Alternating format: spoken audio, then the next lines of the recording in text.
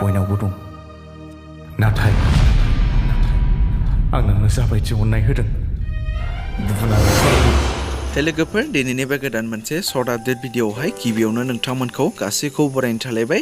लोगोफोर भिडिअखौ जागायनायनि आवगोलावनो नोंथांमोना जुदि सोरबाफोर दिनैसो चेनेलाव गोदानै नायफैदोंब्ला बेफोरबायदिनो माखासे बर'नि फैनो गोनां माखासे मिउजिक भिडिअफोरनि बागै आरो बर' सावथुनफोरनि बागै आपडेटफोरखौ मोननो थाखाय नोंथांमोना चेनेलाव गोदानै नायदोंब्ला चेनेलखौ साबस्क्राइब खालामनानै खाथिनि बेल आइकनखौबो अल प्रेस खालामना लायोब्लानो जाबाय। दानिया फैदो मोननैसो आपडेटफोरनि सायाव।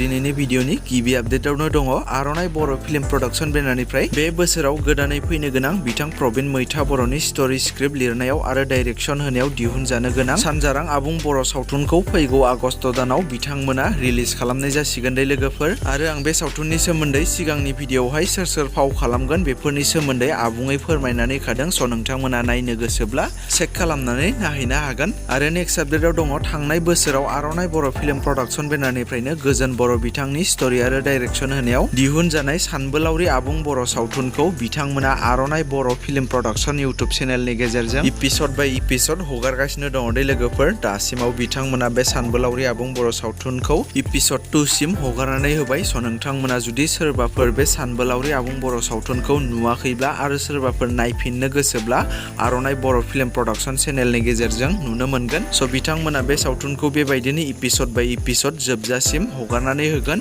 नोंथांमोना बिनिखायनो जायफोरा नायनो गोसो गुदुं बिथांमोना बे सानबोलावरि सावथुनखौ आर'नाइ बर' फिल्म प्रडाक्शन चेनेलाव थांनानै बयबो नायहैयोब्लानो जाबाय। लोगोफोर बिदिब्ला दासिमनि सर्ट आपडेट भिडिअआ बेखिनियानोमोन। जुदि नोंथांमोना भिडिअखौ नायनानै मोजां मोनदोंब्ला लाइक खालामदो आरो चेनेलाव गोदानै नायदोंब्ला चेनेलखौ साबस्क्राइब खालामनानै खाथिनि बेल आइकनखौबो अल प्रेस खालामना लायोब्लानो जाबाय।